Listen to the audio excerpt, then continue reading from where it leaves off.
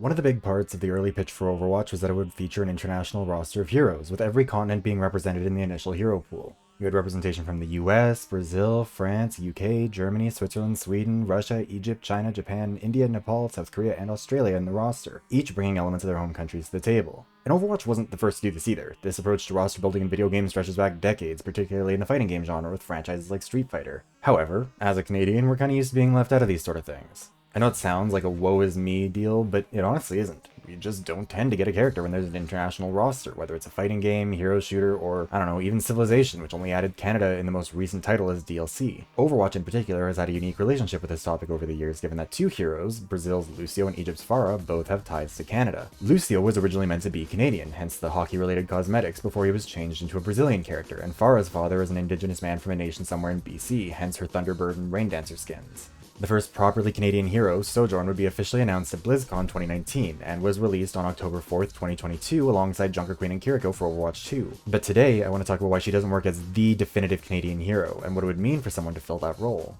Before we start, quick channel stuff. The new Members' Choice poll opened today with these 4 options: how Overwatch's cosmetics create a culture of classism, the philosophies of Overwatch's heroes, Cyberpunk 2077 and the importance of understanding your genre, and ELO Hell and why we cope. If you'd like to support the channel and get to vote for one of these 4 topics, you can become a channel member by clicking the join button below for $5 a month. The poll will run from today until September 10th at midnight Mountain Time, with the winning topic coming out later this month. My channel members are a huge part of why I'm able to do this stuff, so their support is greatly appreciated. Now, on to the actual topic. Part 1. What's Canada? I know this sounds like a really stupid way to start, but also I think it's kind of important to start with this because a lot of people's understanding of Canada is, to put it mildly, pretty minimal. This is particularly true of Americans, who constitute the majority of my audience, but are also often shockingly unfamiliar with anything going on in Canada. No shade, but also a little bit of shade. You guys should know more about your neighbors. So today we're going to start with a quick explanation of what Canada is.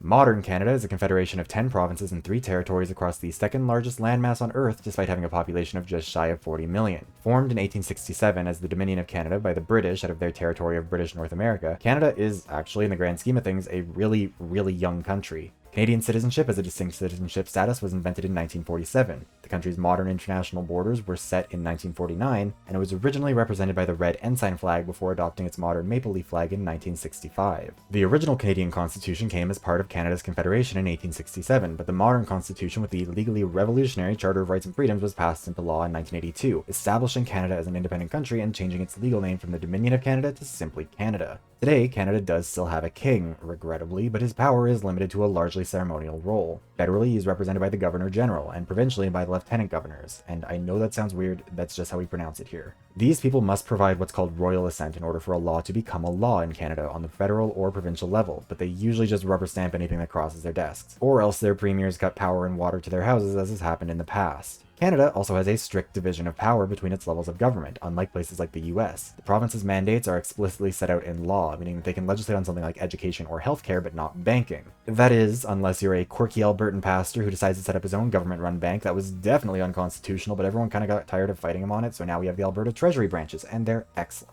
Indigenous peoples have been in the territory now known as Canada for as long as 14,000 years, originally coming here from Siberia. Europeans first reached Canada around 1000 CE via the Vikings, who briefly had a settlement here before colonization began in earnest in the 1500s, with the French and British being the dominant colonial powers in the territory. Skipping over a lot of very messy history, Canada was formally established as a confederation in 1867 with its first 4 provinces: Ontario, Quebec, Nova Scotia, and New Brunswick. This was not a decision that everyone was in love with, as 2 of those 4 provinces have elected separatist governments in the ensuing century and a half. But nonetheless, everyone stuck around. Manitoba was the next province, originally created in 1870 as a result of the Red River Rebellion as led by Métis political leader Louis Riel, who was elected to the House of Commons 3 times but never actually took his seat because he would have been arrested. He was later arrested and killed anyways after participating in a similar rebellion in Saskatchewan because John A. Macdonald is a hater and a loser. But the Riel stands win in the end because everyone who doesn't suck hates Macdonald anyways these days. The Northwest Territories was officially created in 1870 as well, after the British government handed over the Northwestern Territories and Rupert's Land to Canada.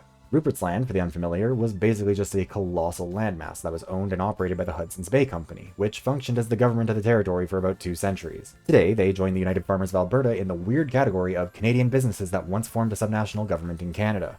British Columbia, the furthest west province, joined in 1871 with the promise of a railroad that would be built by Chinese slaves, with Prince Edward Island joining in 1873 and the Northwest Territories being split to create the Yukon Territory in 1898. Alberta and Saskatchewan, which are my home province and a mistake respectively, were created simultaneously in 1905, with the final province of Newfoundland joining in 1949. Newfoundland was also the first and only province to get an official name change as a province, becoming Newfoundland and Labrador in 2001. The final territory, Nunavut, was formed in 1999 and is officially the hardest subnational political entity to color in for every Canadian child who encounters it in a second grade social studies class. There are also still a lot of Indigenous nations across Canada, each of which has unique and complicated relationships with the government, federal, provincial, sometimes even municipal. The numbered treaties are 11 controversial treaties signed between Indigenous nations and Canadian governments. Controversial because the Canadian government did not play fair in the negotiations and has routinely refused to abide by any verbal elements of the treaties, something which was obviously pretty important to the many Indigenous nations who did not have a written variant of their own language. Also, the federal government has routinely neglected the spirit of the treaties and sometimes just the written word of them. The numbered treaties are still very much so a topic of contention for many, and will probably continue to be so for a long time. Much of the interior of Canada is governed by these treaties, including the entire provinces of Alberta, Saskatchewan, and Manitoba. There's also the Métis, a nation that was born of French colonist fathers and Indigenous mothers who came to form their own distinct identity, see also Louis Riel from earlier, and the Inuit, an Indigenous group that comprises the majority of the people in the territory of Nunavut. Many nations within Canada are not party to any treaties, with many living on unceded territory and some even rejecting their inclusion in Canada altogether. There is a shocking amount of territorial dispute in Canada that you might not be aware of, whether it comes down to treaties, unceded territory, or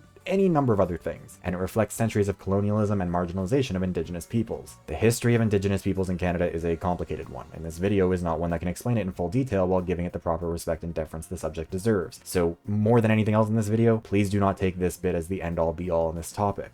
Lastly, for our purposes today, Canada has two official languages, English and French, reflecting its colonial history. However, this doesn't mean bilingualism is the norm in Canada on the individual level or even at the government level, depending on where you are. It's a lot more complicated than that. All federal services like Canada Post must be accessible in French and English at all times, and while it's not legally required that politicians speak both, it's certainly preferable on the federal level, especially if they ever want to become prime minister, as francophones constitute a major demographic, and wholesale alienating the province of Quebec is a good way to ensure you never win an election. Just ask the Conservative Party. Speaking of Quebec, though, it's important to acknowledge that the provinces operate very differently on this topic. Manitoba, New Brunswick, and the Yukon are the only three officially bilingual provinces and territories, with the Northwest Territories and Nunavut being officially multilingual, with English, French, and a number of Indigenous languages being officially used. British Columbia, Alberta, Saskatchewan, Ontario, Newfoundland and Labrador, Prince Edward Island, and Nova Scotia are all officially English only on the provincial level, although they each handle it differently. Quebec is the only province that only recognizes French as an official language and is extremely strict about enforcing it. Like, service anywhere must be provided in French first, to the extent that a Starbucks barista saying hello bonjour instead of bonjour hello is a problem.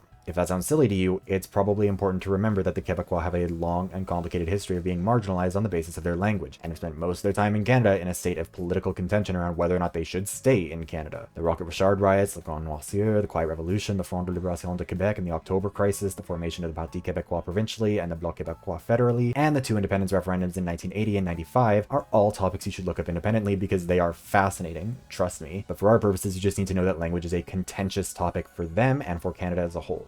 Indigenous languages are not officially recognized in most instances, and many have either become critically endangered or outright extinct as a result of the colonialism we were talking about a minute ago. These language issues are also reflected in our education systems, particularly in terms of publicly funded religious schools. The English were Protestants and the French were Catholics, so to protect the minority faith community out of the two wherever you were, governments in most provinces have been required to set up publicly funded religious schools for the minority faith. At the time that this became the norm, this would make a lot more sense because, all education was going to be a lot more religious, so a public school in Alberta would be treated like a de facto Protestant school. But over time, public school systems have become more secular and Catholic schools have become more controversial. Quebec has since moved on from a denominationally divided system into a linguistically divided system, and the United Nations has actually cited the province of Ontario for discriminating against non-Catholics for maintaining the current system.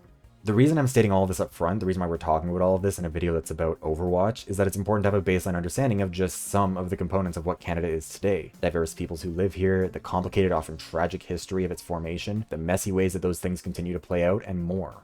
This is neither comprehensive nor exhaustive, because ultimately this is an Overwatch video. I'm telling you what you need to know about Canada so we can talk about the actual topic with some depth. And now, assuming that you haven't clicked off because of Canada yet, let's talk about what this means in the context of our original topic. Part 2. Why Sojourn isn't the all-Canadian hero. You might have guessed by now what the argument I'm going to make here is, that Canada is too complicated for one hero to individually represent this country's identity. And sure, that's definitely an argument I could make. After all, Canada is a small country in terms of population, but it's an extremely diverse one all the same. Hell, you could argue she doesn't even really represent her own province fully. She represents Toronto, and any Canadian is going to recognize her as a Torontonian, but even within the context of Ontario, that's not really representative of a lot of the province, whether we're talking about the rural areas or even just other cities like Ottawa. She's not bilingual, and obviously, have you heard her pronounce croissant? She's a military kid, which is also not a super common experience in Canada as a country with a much less prevalent military presence. I could also definitely make the argument that Canada would have needed a dozen more heroes to fully represent the country. Like, where's the representation for the Crystal Girlies on Vancouver Island? What about the Rig Pigs in Fort Mac, or the representation for the Battle of Alberta between cowboy cosplayers in Calgary and hipster wannabes in Edmonton? What about the descendants of the Métis revolutions in Manitoba and Saskatchewan? What about the Ontarians who live outside of the Six? Where's our Quebecois hero, our Acadian hero, our Micmac hero, or our Inuit hero? And none of this is to say that Sojourn is bad representation. After all, she does represent Black Canadian women, particularly from Toronto, and that's not a bad thing. That's not part of what Canada is. If I was making this argument, I'd be making it as a yes and argument. That it's not that Sojourn is bad representation, just that she couldn't possibly represent everything, and you'd need more heroes to represent Canada. As a gay kid from rural Alberta, Sojourn doesn't really represent my experience of Canada, and that's kind of the case for most Canadians. And while some of these Canadian hero concepts that I'm talking about are jokes, some of them really aren't. A Quebecois hero would be genuinely really cool to have. Quebec does have a unique cultural identity that's very rarely represented, and when it is, it's even more rarely placed on par with English Canadians or recognized in the same way. There is a lot of room to delve into Quebecois culture and the French-Canadian history that would make for a really interesting hero, especially in combination with Sojourn. The same argument goes even harder for a Métis hero from the prairies or an Inuit hero from up north who speaks Inuktitut, groups that are never really represented in media, especially not non-Indigenous media, but could absolutely bring a really cool perspective on Canada for an international audience who might not otherwise have been exposed to those identities. We've seen the potential for incorporating Indigenous identities and languages and motifs and all of that in Overwatch with heroes like Iliari, and those nations are opportunities to continue doing that and more comprehensively representing Canada. As well, as part of this argument, I could pretty easily argue that there's a lot of interesting dynamics within Canada that could add depth to Sojourn if they were incorporated. Like, Sojourn talks shit about cleaning out cattle pens in Alberta in one of her voice lines. What if she was forced onto a team with a bull rider from Alberta who might have a word or two with her about it? What about with a hero from Vancouver who grew up in the Tsawwassen First Nation territory, a self-governing Indigenous community within Greater Vancouver? What kinds of friendly rivalries, or maybe not so friendly rivalries, would exist between a Torontonian like Sojourn and someone from Quebec City or Montreal? It's not just that Sojourn can't represent everything, it's that Sojourn could represent so much more if she had other Canadians as foils, just like how Cassidy, Reaper, Ash, and Soldier 76 give each other something to bounce off of and establish more of their national identity. But that's not the argument I'm going to make in this video, and that's for one big reason. Sojourn isn't meant to represent any sort of individualized experience or identity within her country. No one within Overwatch is. Very, very few people are reflected in the lived experiences of Overwatch heroes. Like, does anyone from Peru really relate to Iliari's life? How many Mexican female hackers on the run from a global conspiracy saw Sombra and were like, oh my god, finally someone who reflects my lived experiences? Doesn't really matter who we're talking about. The heroes of Overwatch aren't the everyman, and that's not an accident or a flaw. You can make the same argument I made about Sojourn for any hero from any other country that's represented in Overwatch. Like, Tracer is the sole UK representative, and that's an amalgamation of 4 different countries with wildly different cultural identities who might not feel that great about being represented by an English person. The Northern Irish, Scots, and Welsh aren't really represented at all by her or their own heroes in terms of the cultural identity she brings to the table. But I think if I was making this argument about Tracer, people would push back pretty hard. Like, she's not meant to represent everyone in the UK, she's meant to be a representative. She's undeniably British, so it'd be weird to argue that she can't be the British hero even if it doesn't cover every British person. Same goes for Torbjorn and Brigitte with Sweden, or Anna and Farah with Egypt, or Widowmaker for France, or Lucio for Brazil, or anyone else. Each modern-day country represented in Overwatch's roster is a complex one with hundreds, oftentimes thousands of years of history, cultural development, and identity building that could never be comprehensively represented by a single person. Setting aside the logistical challenges of trying to represent everyone in every country, or the inevitability that Blizzard would end up sticking its nose into contentious geopolitical issues that it really doesn't have the capacity to address, the reality is that Overwatch's heroes are meant to represent something more nebulous than an individual experience. They're meant to represent something intangible, something that's identifiably of their country, to be that country's hero. However, that's the problem with Sojourn as an all-Canadian hero. Canada isn't like that. Part 3. The all-Canadian hero isn't a thing. Overwatch is an American game made by Blizzard, an American developer, and it really does come across sometimes in how Canada is represented. There are a lot of people out there who view Canada and America as very similar countries, and specifically view Canada as America Light, an assumption that I think leads to them making some mistakes. Like, I'm sorry, but Canadians are not hanging up the maple leaf everywhere they go. We don't have that relationship to our flag that Americans do, but you can really see it in the Liberation PvE mission where everything is colored red and white, or the bit about electing a Canadian Prime Minister. It's just not how we do things. It just isn't. However, when it comes to Sojourn, the most obvious example of this is how she's functionally treated as Soldier 76's Canadian counterpart. He's the all-American boy, and she's meant to be that for Canada, the all-Canadian girl. The idea isn't inherently bad, and you can kind of see where they're coming from when you see more of her, but it reflects a lack of understanding of what it means to be Canadian, particularly around one key concept, this idea of a melting pot. Americans who value their diversity will often refer to their country as a cultural melting pot. Everyone brings a little of their own culture to the table and it all gets mixed together, and the end result is America. The idea is that America as a country derives its identity from this amalgamation of all Americans, none of whom are individually identifiable in the final product, even though they're all a part of it. The idea of the all-American boy or all-American girl kind of comes from this concept as well. They're the melting pot in human form, representing not necessarily every individual identity, but the values they collectively add up to create. And I should clarify here, this isn't an uncontroversial perspective or opinion. The representation of the all-American boy as a white soldier is not unique to Overwatch, but it's certainly one that has had its critics over the years. Today, though, those controversies and that discourse aren't my priority. The priority is explaining why this isn't how Canada sees itself. As a kid, when I was in school, it was hammered home to me that Canada isn't a melting pot. It is specifically a mosaic. That's an important distinction to make. Canada's identity is a collage where each individual's identity and experiences are included to form the overall picture of Canada. Something where the individual is preserved, not blended into some uniform singular identity. This ties back to a long legacy of Canada perceiving itself and wanting to present itself as a multicultural country, where the idea of idolizing or prioritizing some inherent concept of Canadianness is seen as fundamentally flawed, because Canada's identity is inherently based around rejecting that notion to some extent. Speaking in 1971 at the Ukrainian-Canadian Congress, then Prime Minister Pierre Elliott Trudeau explained it like this: "Uniformity is neither desirable nor possible in a country the size of Canada. We should not even be able to agree upon the kind of Canadian to choose as a model, let alone persuade most people to emulate it. There are few policies potentially more disastrous for Canada than to tell all Canadians that they must be alike. There is no such thing as a model or ideal Canadian. What could be more absurd than the concept of an all-Canadian boy or girl? A society which emphasizes uniformity is one that creates intolerance and hate. A society which eulogizes the average citizen is one that breeds mediocrity.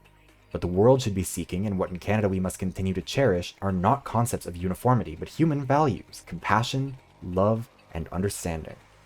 Now, look, that is also not an uncontroversial view of the Canadian identity. Trudeau Sr. was a controversial political figure in his day and still is today, and this vision of Canada as a multicultural country that deliberately rejects the notion that it can be represented by some concept of an all-Canadian person is not one that everyone is on board with. It also isn't one that Canada has actually applied consistently throughout history, before or after 1971 when the quote is from, whether it's with Indigenous peoples who were sent to genocidal residential schools, Chinese workers who were enslaved to build the railroad, Japanese internment camps, and the none is too many policy on Jewish refugees during World War II, or any of the other instances of this country picking and choosing when it would live up to those kinds of ideals. It is, nonetheless, still a dominant view of the Canadian identity among many Canadians, and it's part of why Sojourn can't be to Canada what Soldier is to America as the all-American boy, or even what Cassidy is as the embodiment of some archetypal historical figure like the Wild West cowboy. Canada doesn't really have those kinds of archetypal characters. Not because Canada doesn't have an identity, but because the Canadian identity kind of inherently involves rejecting the notion that there is such a thing as an archetypal Canadian.